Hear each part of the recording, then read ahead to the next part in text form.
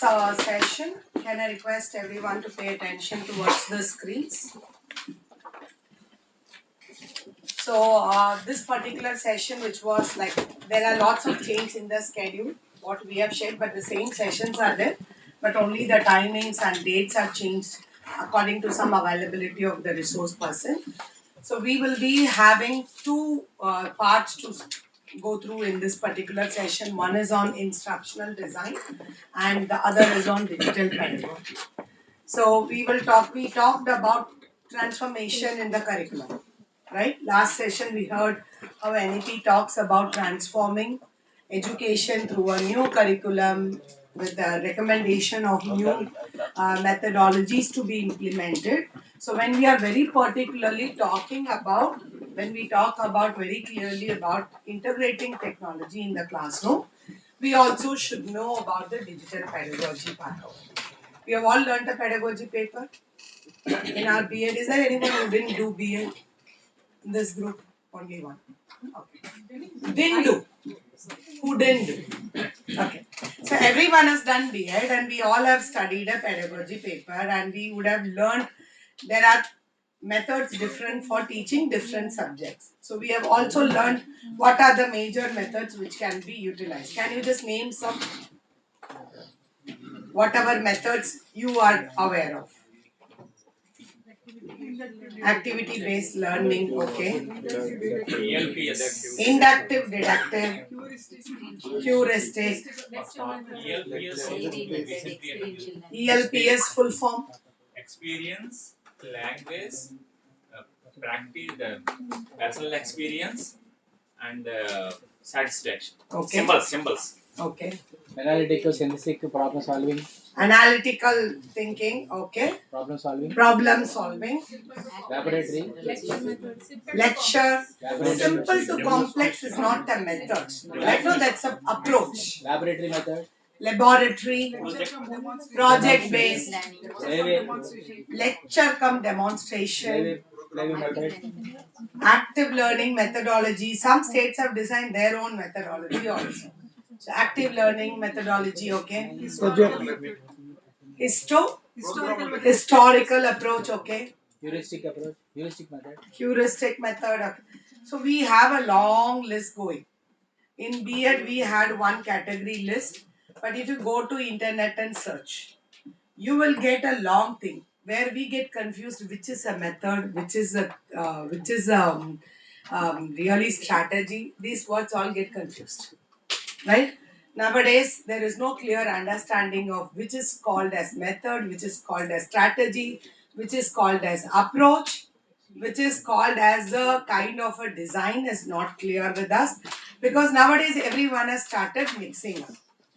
Is it very important to know the category? Really no. Okay.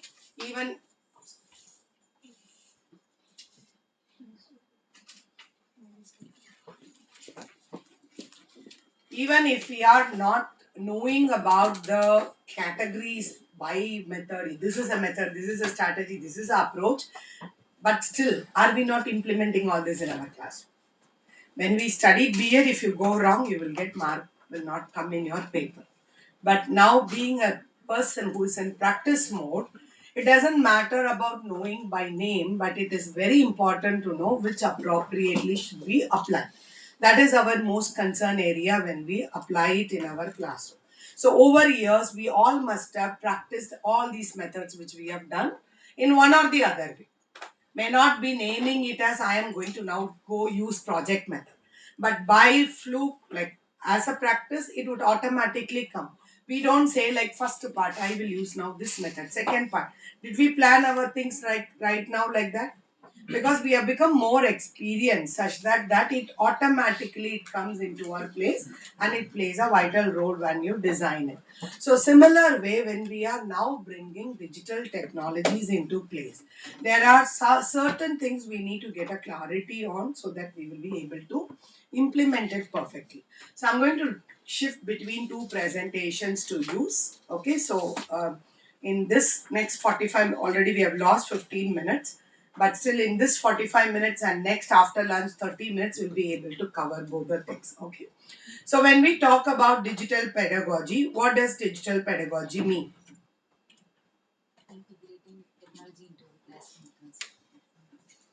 Integrating technology into the classroom. Okay. So when we start this, like what could be the impact of it? There are two things which are written here, which I'm just going to give you a glimpse of it. One is like this is a research study which says this first sentence here.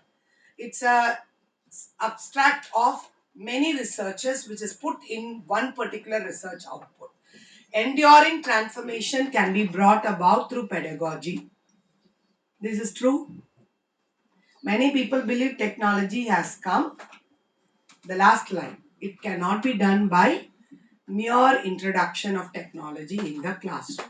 This is what most of the researchers across the world has found, that just because technology is available, just because technology is accessible, just because I used in technology cannot bring any transformation. If we really want to implement NEP chapter 23 and 24, which talks about transforming education through digital technology, then one thing that plays a vital role is the transformation in our pedagogical aspect also. That is what our NEP also talks about. If you read complete NEP and NCF document, like earlier, it just doesn't leave a word saying that you do this, but it is talking about a pedagogical transformation. So this is one of the research that has very clearly brought up. The second point, what PISA analysis, like this is one another research document that has found saying that in our country also, this is it's not about only India in general, but in India also, every year the amount we invest on digital technology is not having a proportionate impact. For example, in NCRT, everyone is aware of PAB. All of us, at least all SCRT people, every year, state submit a PAB request. That faculty must be knowing about it because you must be contributing to it. So in NCRT also, we submit PAB proposals to them from all the departments. If you see our proportionate of the budget, the proportion in which the money is distributed, CIT budget is 10 times more than the whole NCRT department's budget. For every single project, the very first project I handled, when I joined it, the very first project I handled started with 2 crore. I was just thinking, for me, first project 2 crore they are giving. Now, the project I am handling has gone to 500 crore. So, one single project of mine, if it comes to 500 crore, you can think of together. PM Vidya is like in 4-digit crores, right? So, every single project we have under PAB, only for digital education, the total amount we invest in NCRT is 10 times more than including all the PAB of all the departments in NCRT, including RIs, including PSSI. So this is the proportion we are spending on digital education. If we compare this in all the places, overall in India, what government spends on the digital education fund is at least 5 times more than the all other funds. Even for food, for midday meal, all that you add together, the digital education is something in the past 10 years we have invested more. But what is the output? It's not in proportion. One simple project, if we take Diksha, you go and ask your teachers how many of them know Diksha. Though we are very proud, Diksha mein we are having so much of content. In the last year, I did a training leveraging digital technology for autonomous bodies. We had 7 phases of training for the teachers and school heads of all the schools under the autonomous bodies of various ministries like KV, NVS, which is under Education Ministry, Sainik School, Air Force School, Navy School, Army School, Military School. We have EMRS School, which is under Tribal thing. All these type of schools. We had like 7 phases, 50 people per phase, 350 people were trained. In this 350 people, the very first question we asked is, how many of you know Diksha? Hardly in every batch of 50, we used to see two hands raising, three hands raising. As a sample of these are the people who are using technology in the schools, these schools. If those people don't know Diksha, how much fund we have invested in Diksha? That's a huge project. Next, first is PM Vidya TV channel as a highest investment. Second is Diksha. The highest investment we are doing, but we don't have returns. When it is analyzed, it is more like we are planning like the way corporates does. We do lot of programs when we bring out, we are thinking like a product development, reach it up. But after the product is released, how the corporates will do, they will not just keep quiet. If they keep quiet, will the business grow? If you are bringing a product to the market, they will try to do everything. Okay? So many times we go to supermarket. Everyone has gone to supermarket or some groceries in mall. You would be seeing there are different shelves. They would have kept shelves to organize the thing. When you enter, surely near to a billing counter, there will be one stand. Have you seen that? What kind of products are kept in that stand? Chocolates. Chocolates. So just why they keep that? To attract the kids during the billing time. Billing time when the children stands there, surely they pick up one chocolate. So it's an additional. So after billing, there is a thing. An adult cannot control the children before the person who's making bill. We have that ego that clashes. We cannot give up our place there. So we try to tell smoothly, then we cannot fight. So to avoid like us putting, because the bill person will be keep on looking at your face. It's a psychological way to affect us. Like, no, we feel like, what will this person feel about me if I can't buy one chocolate? Then one chocolate becomes two chocolate. That's how. Even adults, you think of, there are certain adult products which are kept, which adults can buy, which attracts us to pick up, which is free. That would be more, the more good things would be inside, but useless thing which has a free would be kept on the thing, so that that free will be bigger in size, so we get carried off by that word free, right? But when educationally we make resources, we, I'm not saying we should become commercial, but are we really talking about even the benefits of it? We do not take our effort. So many of the researchers has found that though we are the ones who are putting more effort with heart and soul, but the mode of delivery is Byju's video greater than the state and NCRT's video? Actually, Byju's video was sent to NCRT to evaluate. Every video had conceptual errors. NCRT has rejected those videos. I'm just taking Byju because I'm not against Byju. Many companies who are at the top, who are selling content, comes to NCRT, when we review it, it has n number of mistakes. But why they are able to sell it and why people are going and buying it, but which we are not able to make them give freely and make it, is because of the packaging strategy. The way they advertise. We don't need even advertisement, but how do we package the content? We prepare, put it in YouTube, put it in our portal, keep quiet. We organize it really? Organizing the content, what we developed is completely missing. This is what this particular research has found of the areas. Why we are investing more but not able to really reach. Okay? And when we give the content, the thing is, my mind thinks about why Samsung gives itna bada document. Like when you buy any Samsung alliance like applications, or for that sake any electrical appliances, you get a book. Manual. In that, anytime anybody has read that book? In all languages. So many languages. Very rarely. Hardly. To whom you go and ask? Rather than reading that, better go and ask.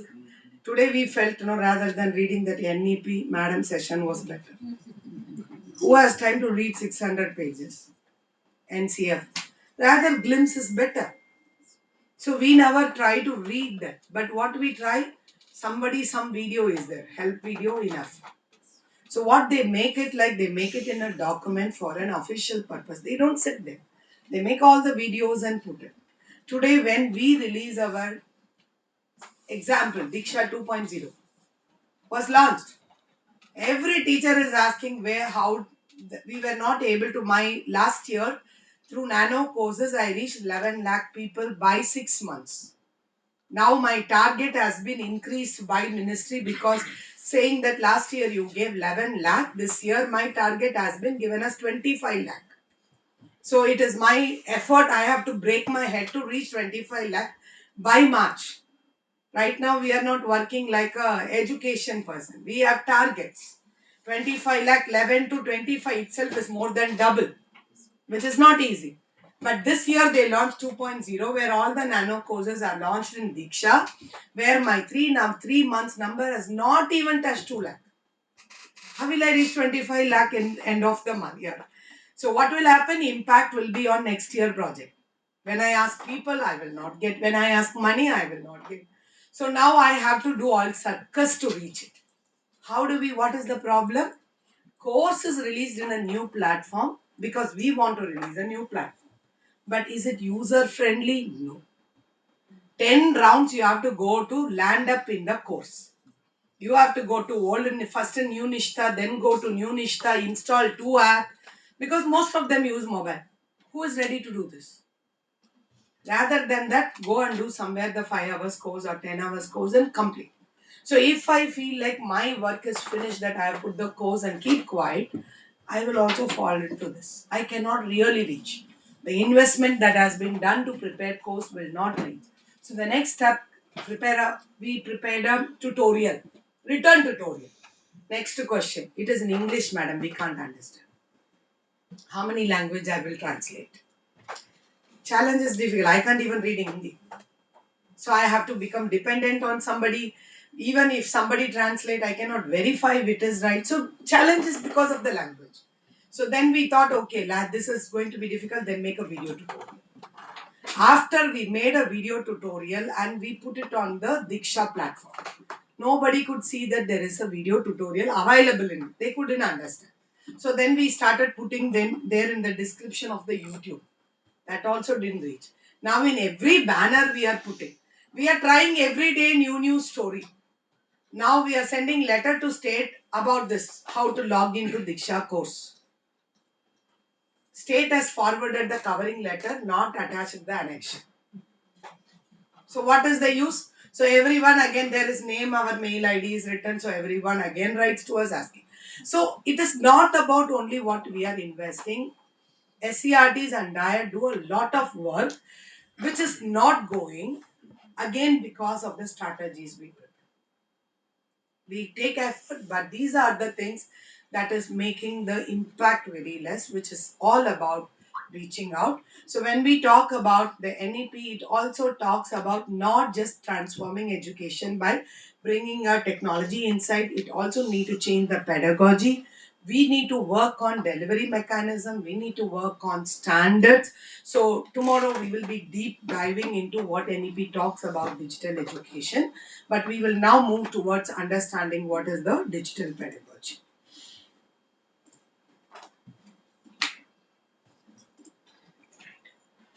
So basically, if you see where is digital pedagogy defined?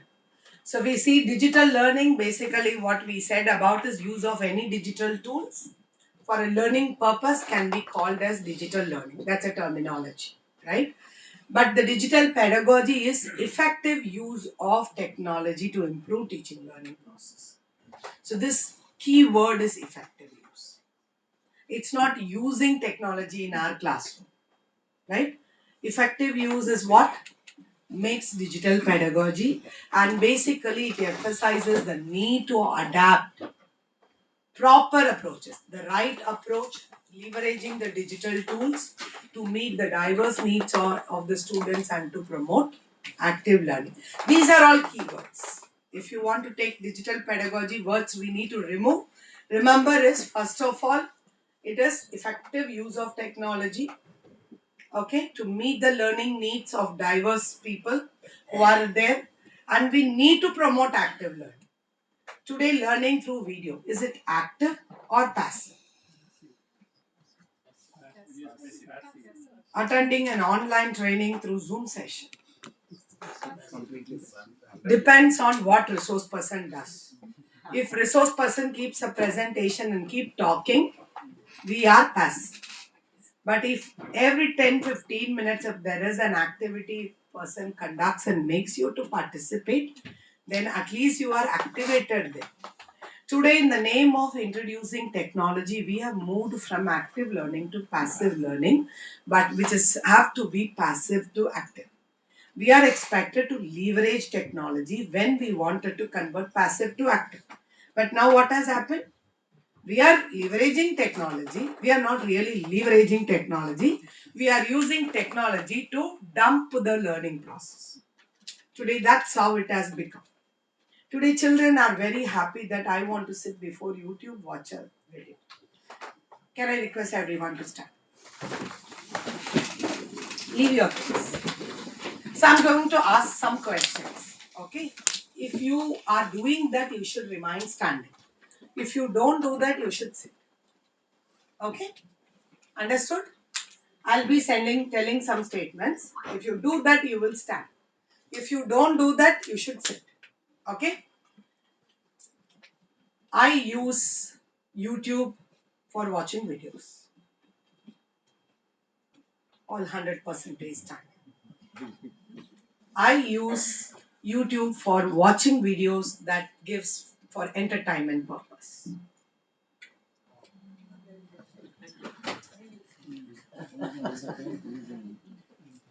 Okay. I use YouTube for learning new things. I use YouTube only for watching videos, watching movies. I use only for watching movies. 4 of them only watch movies in YouTube.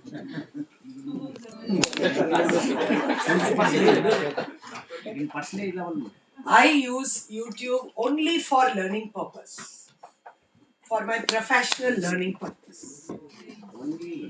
Only. Only. Okay.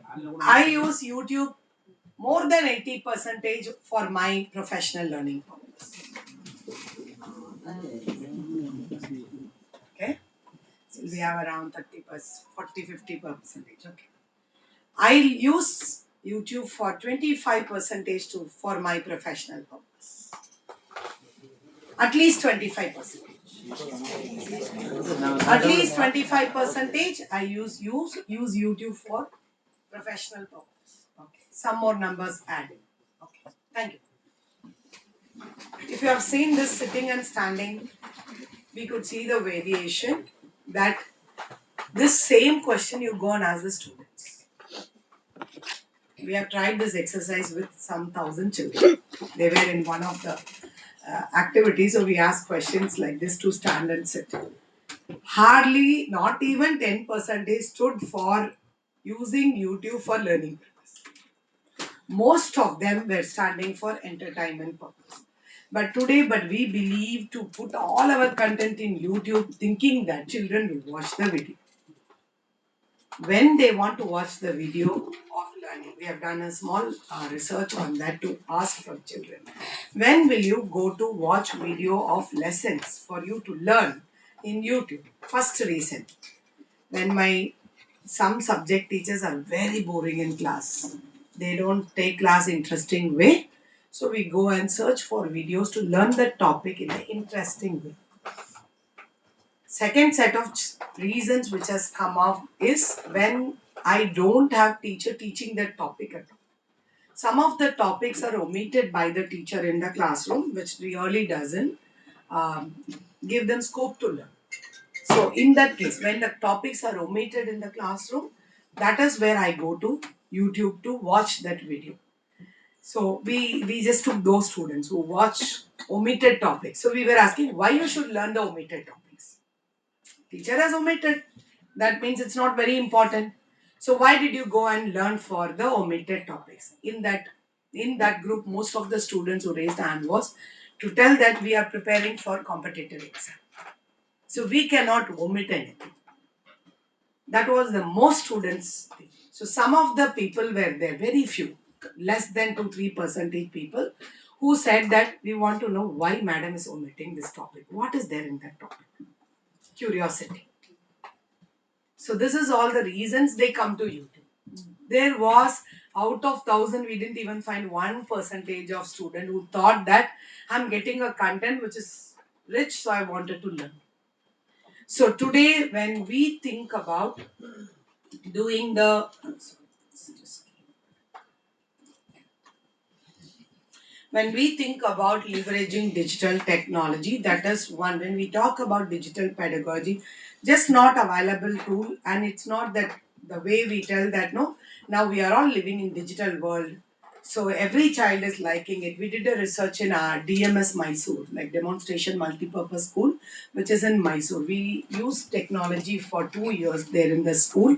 At the end, when we took the reaction to whether children wants, the children said like we don't want technology. More than 80%. It was almost near to 90%. 90% saying no doesn't want means not I don't want. 10% student wants for what? That's another question.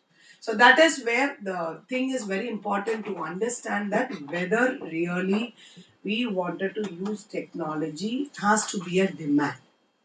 If we just use technology by assuming that we are living in digital world 21st century, without digital we cannot survive. Every parent is happy 6 months baby is able to operate YouTube. Today my parents are happy. You go and we may be as an educator also, sometimes we also do the same mistake. Everyone says, my child is born tech savvy. The child can operate. Does really child operate? Child observes.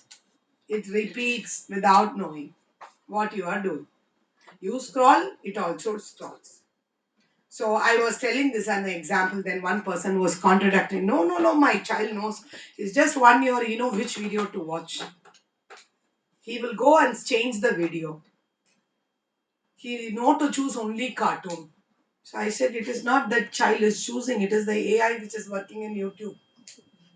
The very first video you choose, it keeps giving only cartoons. So I said one day you change the pattern and give to the child whether the child is able to find. So we are missing out the reality which is behind, sometimes assuming that technology is the world for education, which is a misconception that we need to forget.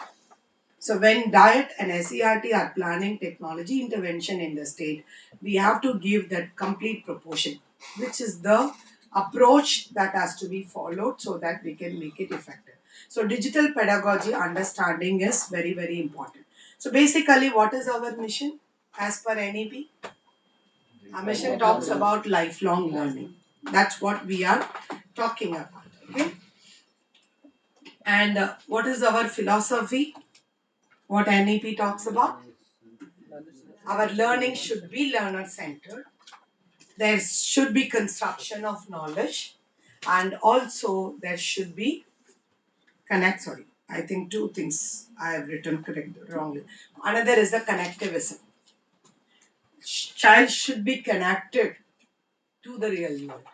That's where we are talking about IKS and all. Why otherwise IKS is required now? Why it is so much talked about? Because we need to be connected to our roots. Why we are talking about peer learning as a strategy? Because we need to be connected to our people. Why today we are talking about digital competency? Because we need to be connected with the world. Until all this connectivism is there, not there, then also we will lack. So these are some of the philosophy what NEP talks about. And there are several tools to enable this process. In that, there are three levels in which we can use. One is like at the level of operating.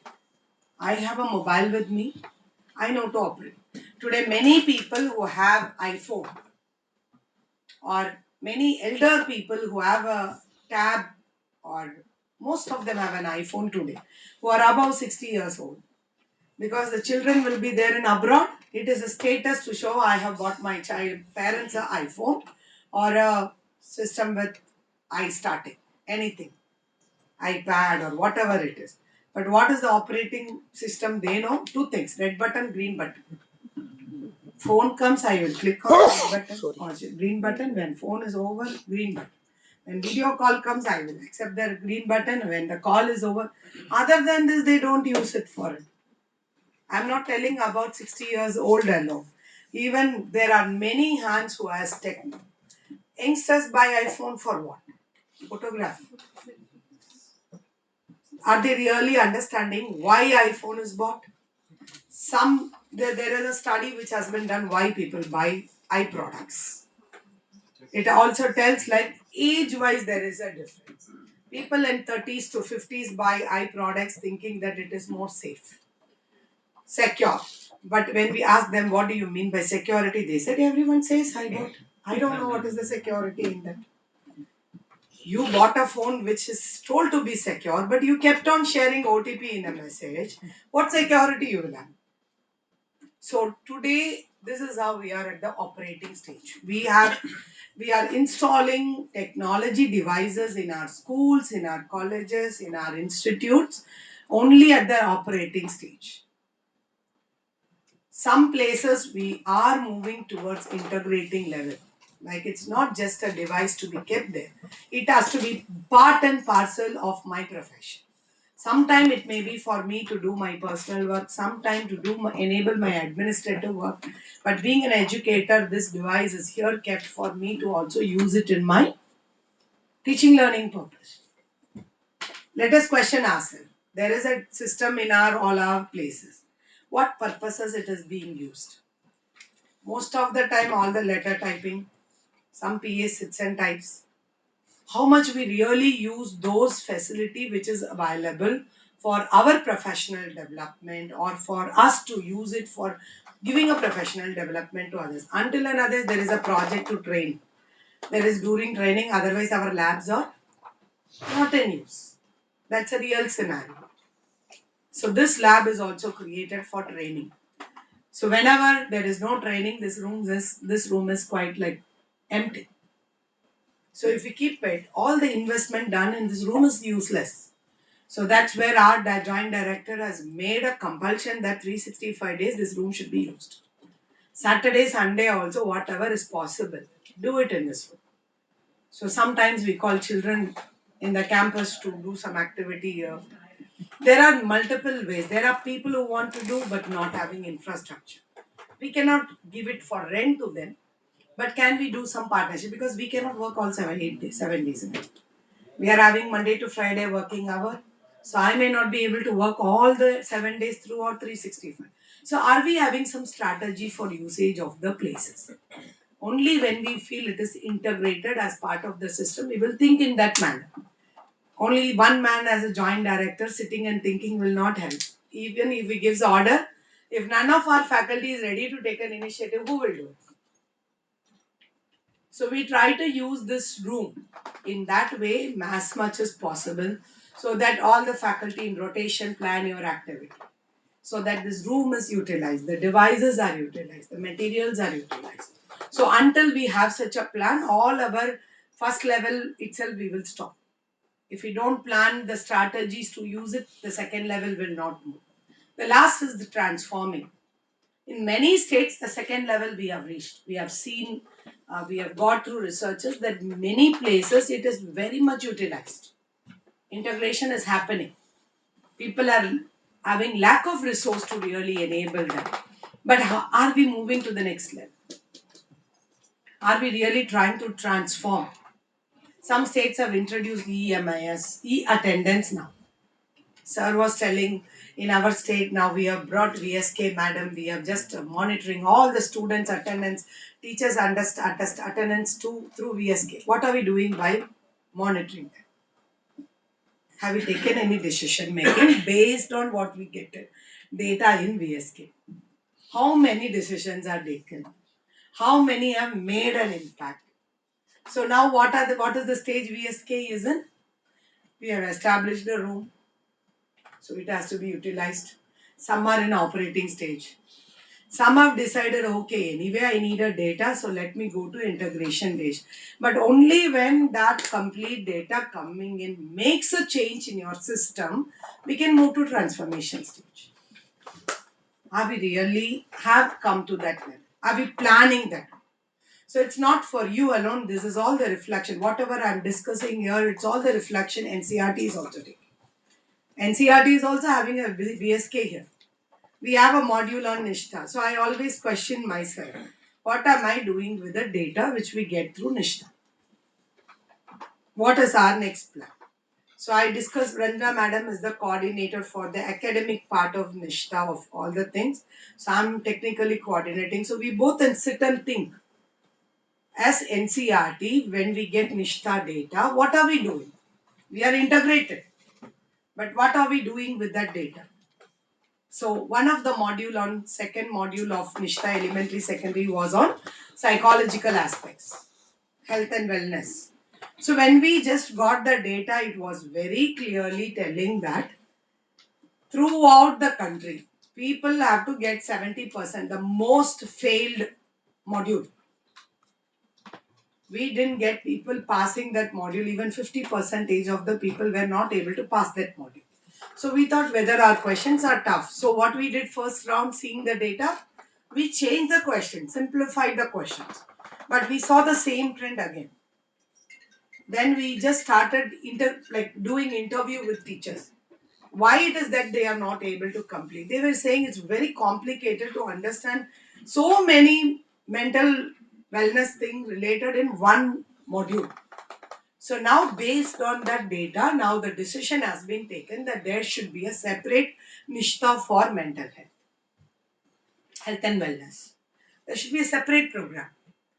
In one session, it cannot be. So ICT was one module in all the Nishta. At the end of the module, everyone gets more than 70%. The module where everyone gets about 70%. But when you go and see the skill set, are they able to really use it after this module? We don't see nothing happening in the classroom. Why? Because the module talks about techno-pedagogy integration, but the problem is teacher doesn't know the basic skill. I don't know to operate a projector. I don't know how to connect my system to a projector. For me, you have taught how to take a content, how to select a thing. What will I do? I don't know to operate a TV in my classroom. How do I am not aware of to use a pen drive in my room. Basic skill set is missing where we are giving level content of the next level. That is why based on that the decision has been taken that since this is the data which we are finding, we are next level, we have to, all of us are in progress. In this process, we are expected to focus on transformation as well. Until and otherwise we focus all these three levels, we cannot really achieve what we are talking as effective use of technology. So let's just try to understand what are the various modes of digital pedagogy. Um, some of the terms is very important. Like I'm just going to go into one by one, which is all the core highlighted pedagogies related to the digital implementation, so that we can go for it. Okay. Active learning.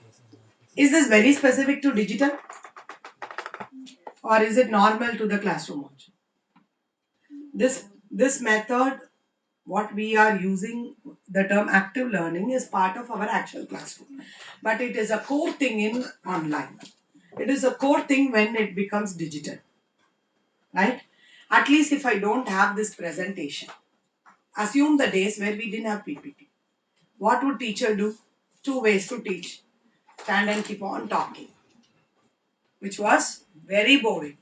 Otherwise, they will do some group activity. But now, after this presentation concept came, the group activity has reduced in the classroom. Enough researchers in India is there to tell all this. If you go and do an analysis, meta-analysis of what has reduced in classroom because of the intervention, most of the researchers say that active learning strategies have reduced. Everyone is expected to stick on to the screen. So active learning strategies. What are those active learning strategies? Some of them I've just put here.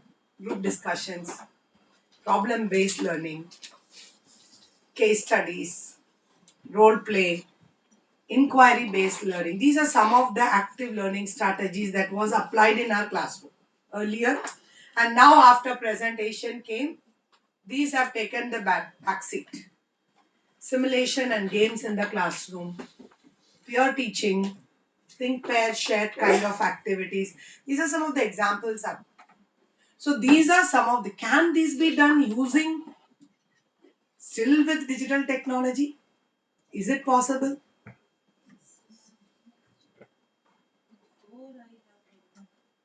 With for role play. Can't we do the role play using digital technology?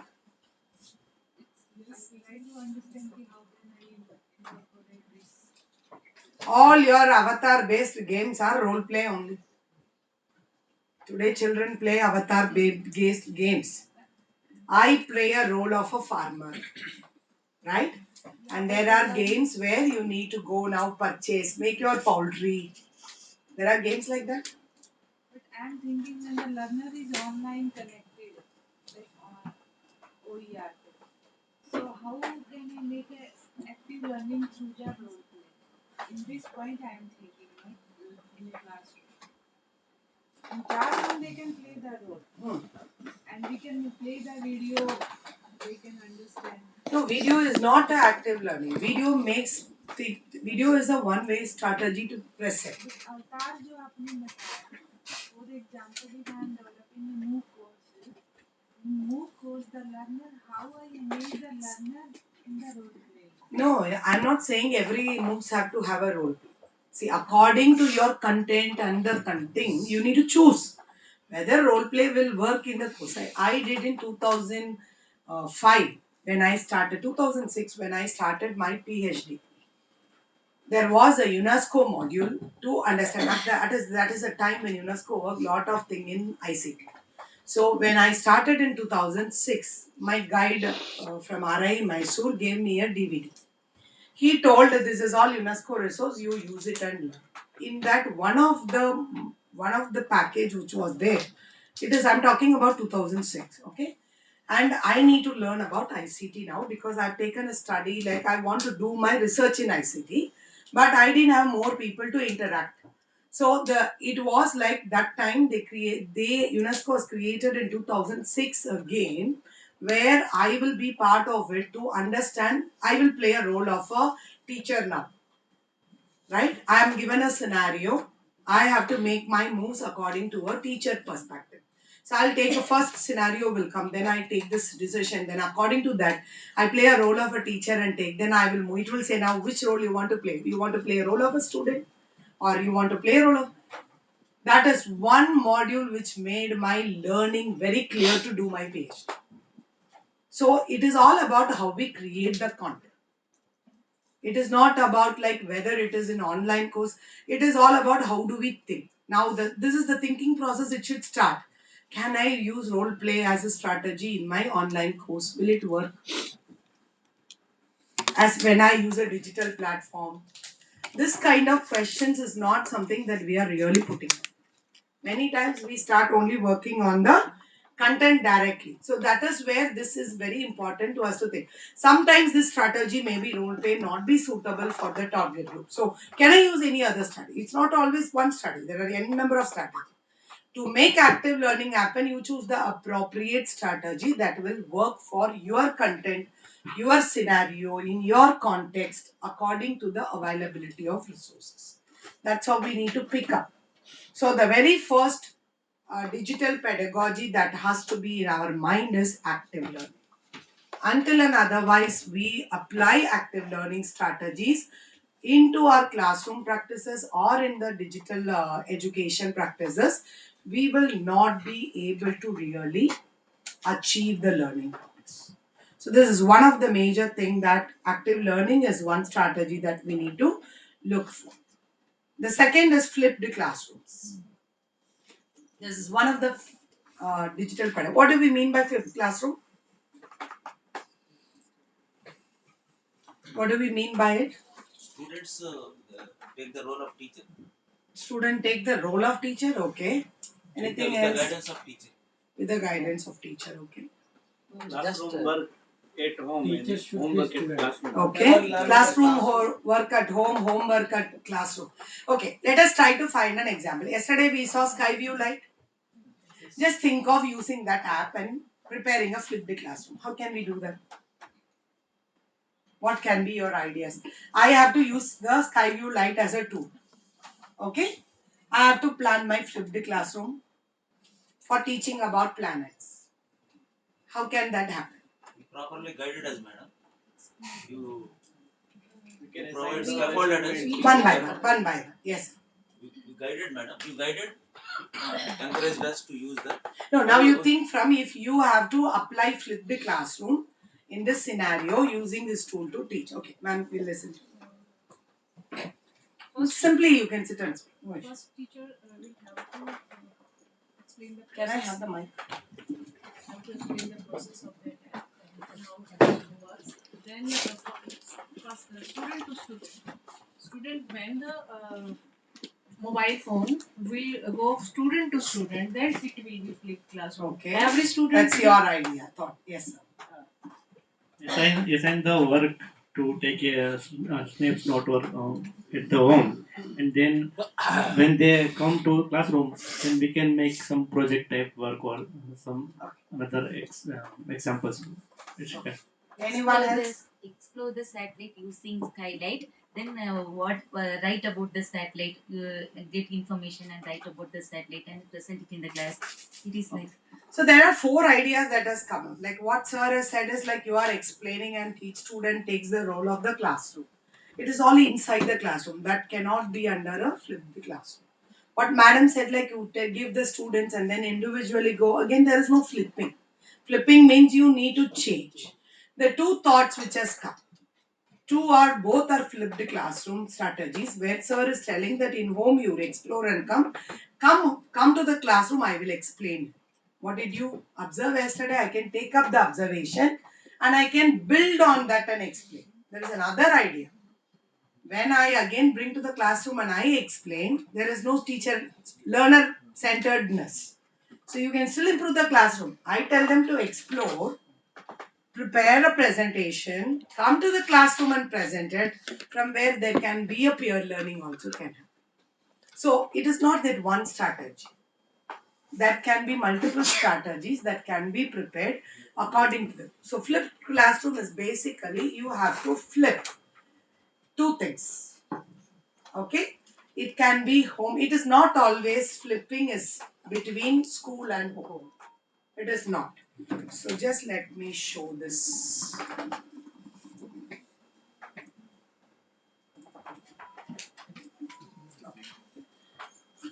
So can you just see this?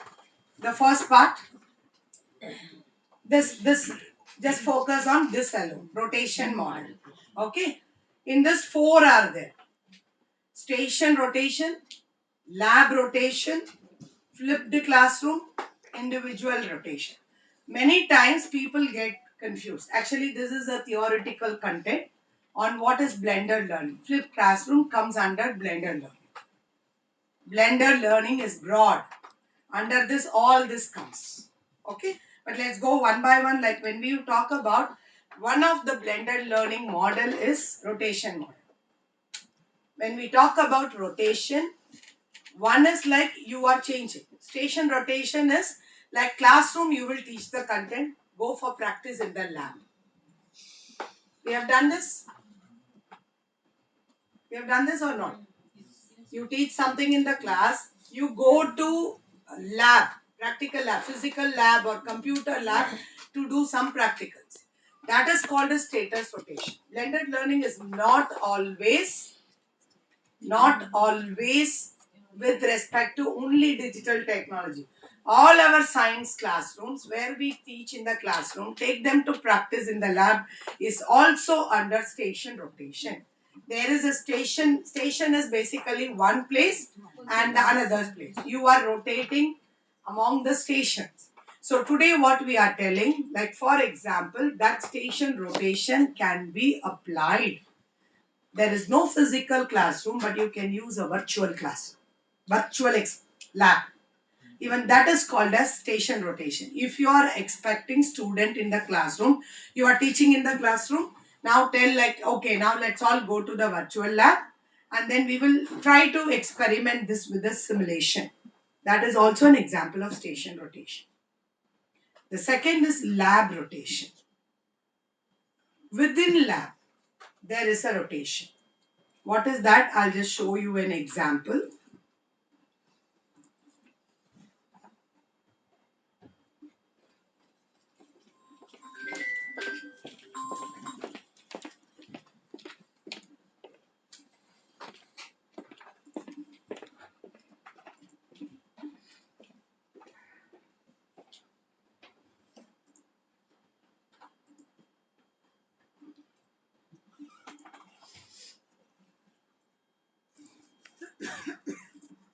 Let's watch this video.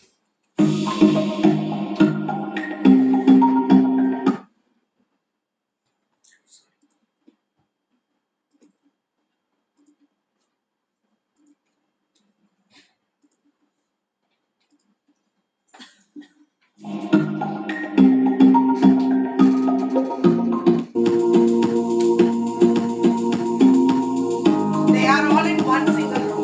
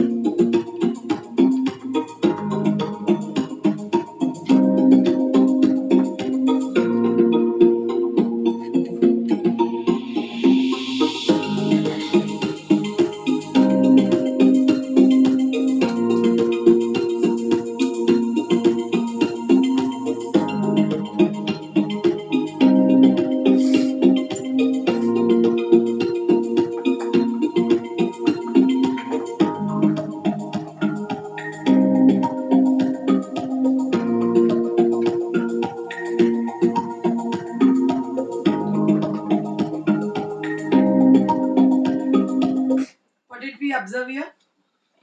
They are not changing room to room. Okay?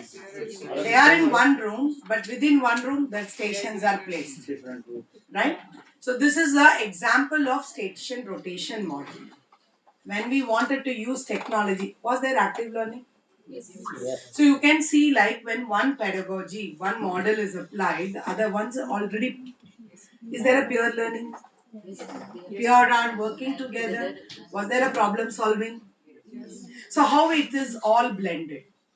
Different methods are blended together, but to blend it, what is the model they have applied? Is station rotation model. So every child gets to go to every station to complete the complete learning process. But some people will start with writing, some people then start with visualizing. So that is how the station rotation model works. Is this clear?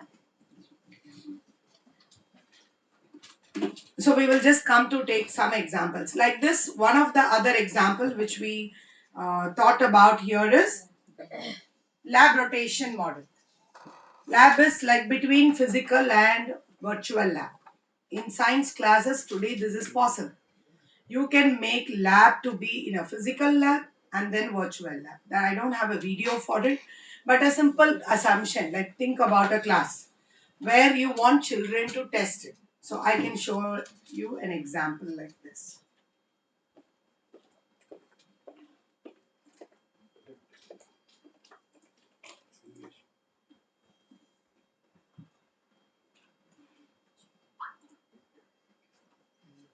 So right now I'm opening a virtual lab content. Okay, this is a virtual lab content. In my class, what I can do is, like for example, I'm going to teach about pH value. I wanted to think about students to do experiment to find out pH value and to do some activity. So, for example, something which is not possible by children to take and do test, human blood. I want to tell them to find out pH value of human blood, which I cannot tell now take a pin pierce and get the blood. Not possible in our classroom. So what I'm doing, I'm using a virtual lab here to take few items. Now I'm just conducting the experiment in a virtual mode. Okay, pH value is now 7.4. When I add water, what happens to the pH value? Asking a question. I can have a discussion. Okay, now it is increasing, decreasing. So why it decreases? So some answers will come from student. You gather all the answers. Now this is something they cannot do by themselves. In my classroom now, I can give some material in their hand, right? I can give a soap oil. Soap oil is easy to handle it. So you give like one drop to everyone. Try to find out a pH value. Then pour, or you tell the people to bring something from home for the classroom. You tell them to do it. That will become your physical lab. Again, then you will tell, okay, now we tried only 2 items in the class. Because in a class we cannot do with much item, no time. So now you give a homework to students saying that now you will go to home and test with more items. Physically also, and you can make list from here. Take all this item and try and come. So what am I doing? First I'm doing it in an online virtual mode as a virtual lab. Then I'm shifting to physical lab. Again to virtual lab. This is what is lab rotation. Depending on the way you wanted to apply the pedagogy. Will there be active learning here? This can be made as a group project also. So it's all about how a teacher plans. The question is now I don't have time to make it as a group activity. Then I have to go to home and do it. Otherwise, what we can do, you make it into smaller groups. You give one item to one group. Do it, make them to do it and bring. So these are the types of content. Right now, we are all preparing handbooks, activity booklet, how the teachers should conduct activity. Are we preparing like this? Are we applying all these theoretical frameworks and are we preparing examples? Today teachers are expecting some material from us to give some exemplars like this. Can states think of preparing exemplar like this? Take one model. Like in science, if I take all these models here, can I prepare one lesson with station rotation model? Can I tell how to do apply? There is no need somebody to remember what is station rotation model. But as it is required to give an exemplar to understand how to implement my station rotation model in my classroom. These documents are very good. There is a good book called Blended Learning, which is from Commonwealth of Learning. If you read, you will understand theoretically all this. But are we able to translate into an action? Our teachers are requiring such resources. So it is important for us now when we talk about digital pedagogy, you go to any session. We take sessions in MMTTC for all the higher education people. Only we talk theory. In our sessions when we do digital pedagogy, we will take session like this. All these are very good for awareness. But are we looking at awareness?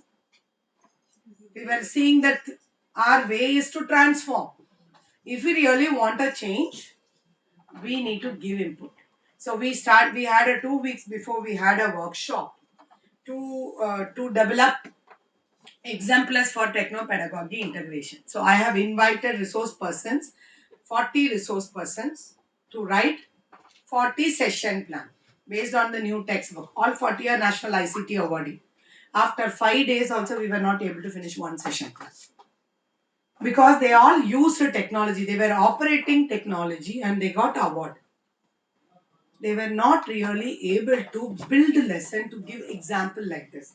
Which topic can be taught? This is a core expectation. If we really want digital pedagogy to go into the field, as SCRT and diet faculty, we need to find people to prepare exemplars, keeping all this theoretical background in mind. For all things, can we have one example? Today, NCRT tried doing, when NEP talks about experiential learning, NCRT tried doing more than 15 days. DCS, the Department of Rendra Madams, faculty have taken a project to prepare how experiential learning can be really done in the classroom. Very tough. Very nice to speak. Great things. Until and otherwise we change it and write exemplars. They worked hard for 1 year to bring out exemplars. That is why NCRT exemplars are very popular. You see, most of the people know NCRT exemplars than the textbook. Why? Because that's something which they can apply, they can use it. So this is one area which this digital pedagogy session is kept here, not to give you theoretical. All this what I'm talking, you go to internet and just put a word. You will get all the meaning of this. I don't need to talk. But our intention of having this is we need to really develop resources, bringing exemplars. So today people are happy. Ma'am, AI is there. We will go and give the title, lesson plan will come. So let us try whether it comes. We'll go for lunch now. Have quick lunch. We'll come by 45 minutes here. Then we will continue the session. Okay.